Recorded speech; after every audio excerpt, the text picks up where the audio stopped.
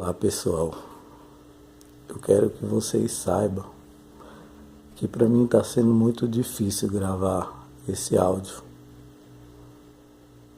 No ano de 2004, eu morava na cidade de Vitória da Conquista, na Bahia. Eu era vendedor de uma empresa de cosmético lá chamada Vitaderm. Tinha uma carteira de cliente que eu visitava frequentemente, em torno de 150, 160 clientes. E nesse período, às vezes eu viajava para outra cidade, também na Bahia, chamada de Jequié. E eu passei grande parte da minha vida trabalhando lá nessa empresa.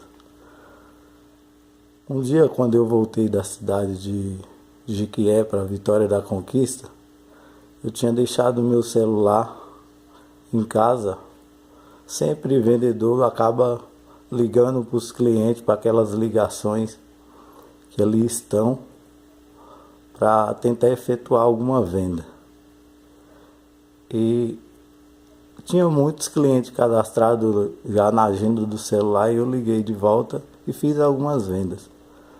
Porém, teve um número lá no qual não tinha nome de ninguém e eu liguei nesse número de volta, acreditando que fosse ser uma cliente nova. Chamou algumas vezes e ninguém atendeu. Eu liguei novamente. Aí depois de algum tempo chamando, alguém atendeu. Só que eu percebi que não era cliente pela maneira que falava.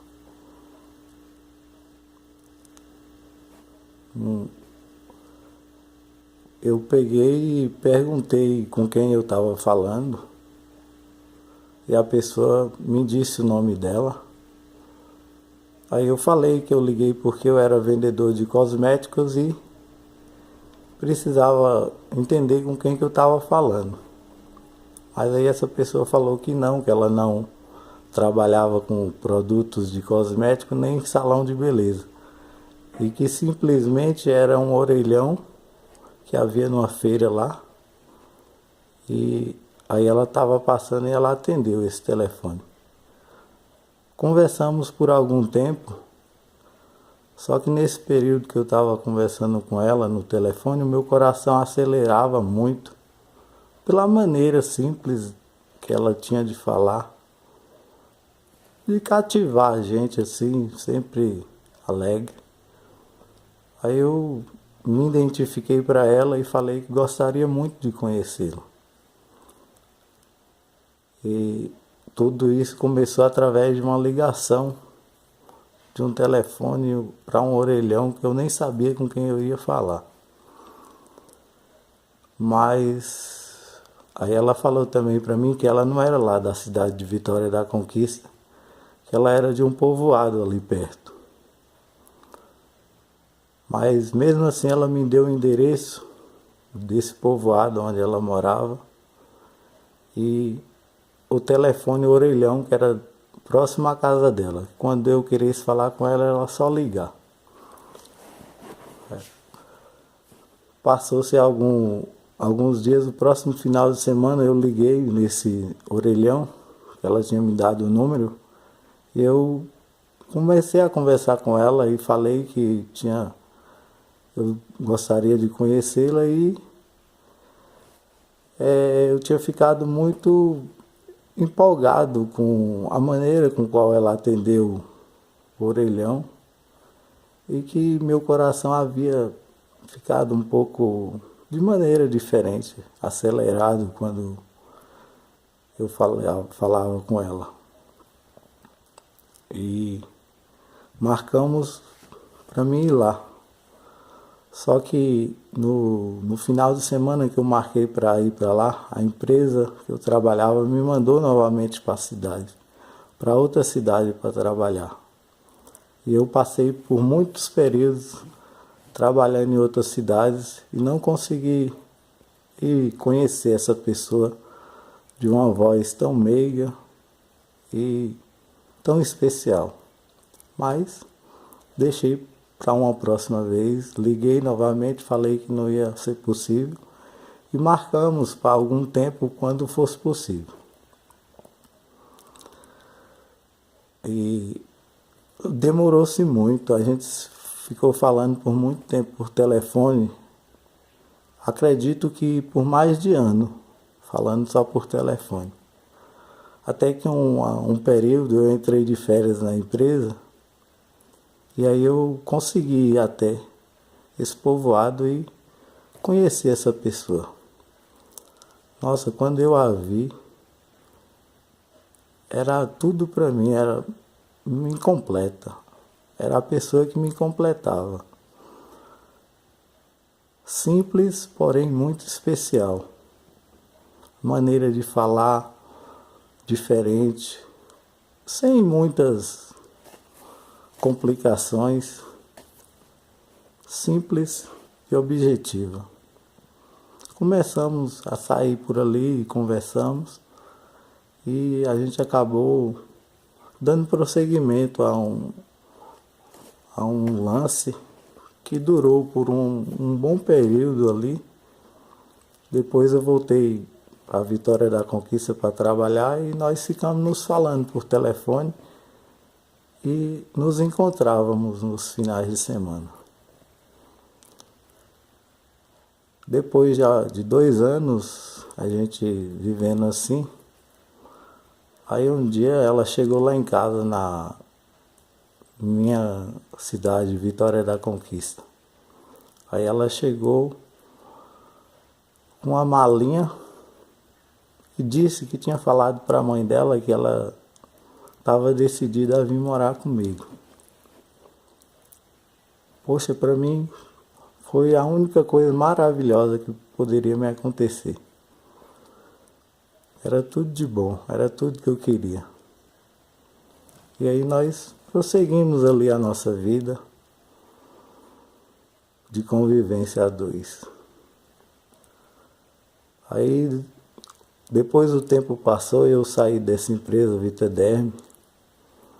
A situação financeira ficou um pouco difícil. Conversei com ela e ela achou melhor que eu viesse para São Paulo, porque as pessoas falam que São Paulo é lugar onde as pessoas juntam dinheiro de rodo. Eu acreditei e vim. Infelizmente eu não juntei dinheiro de rodo.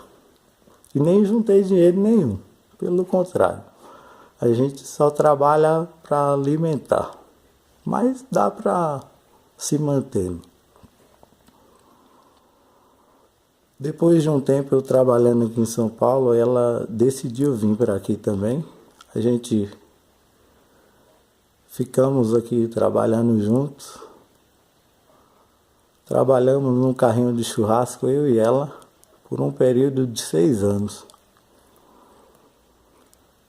E nesse período de 6 anos foi muita luta, eu e ela lutando junto para a gente conseguir sair do aluguel aqui em São Paulo, porque aluguel aqui é muito caro e a gente não tinha muita condição, mas a vida continuava. Fomos trabalhando, até que conseguimos sair do aluguel. Graças a Deus conseguimos.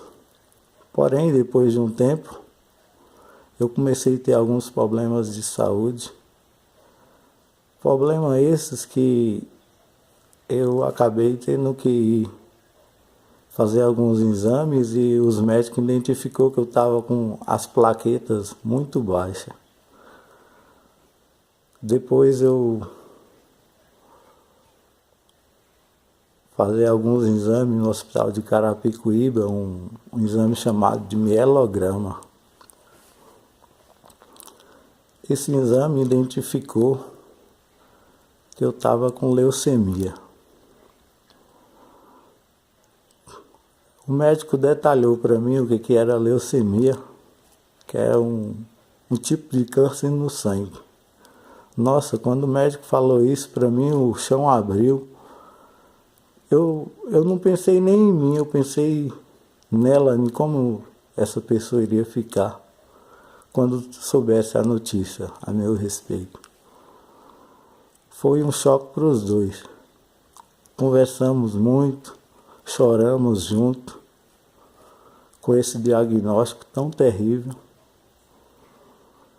e decidimos enfrentar juntos essa luta. Assim que o médico de Carapicuíba me internou, que começou a pôr os medicamentos em mim, não demorou nem 20 dias, eu entrei em coma profundo. Nesse período de coma, algumas vezes alguns períodos eu peguei algumas infecções por causa da imunidade que estava muito baixa e os próprios problemas da leucemia. Em um desses períodos, ela sofria tanto quanto eu. E eu me lembro na cama do hospital, todo entubado,